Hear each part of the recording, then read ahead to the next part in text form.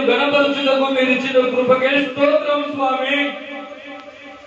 అయ్యా నీకు వేలాది వందనాలు నాయనా. స్తుతులు దేవా, గొప్ప దేవా, ఘనమైన దేవా, మహిమగల దేవా, నీకు స్తోత్రం. నీకే స్తోత్రం స్వామి. యేసయ్యా నీకు స్తోత్రం. బలమైన దేవా నీకు స్తోత్రం.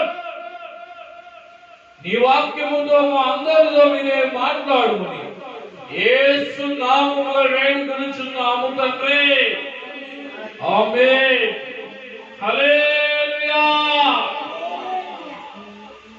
అందరూ కూర్చోండి, కళ్ళు తెరిచి దేవుని వైపు చూద్దాం. హల్లెలూయా.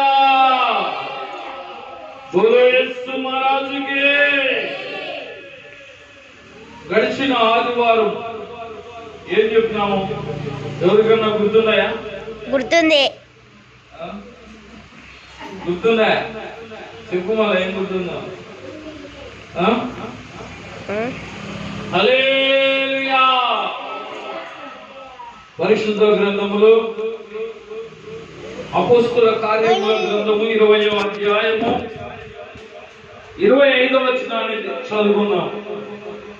దేవుడు తన స్వరక్తమిచ్చి సంపాదించిన తన సంఘము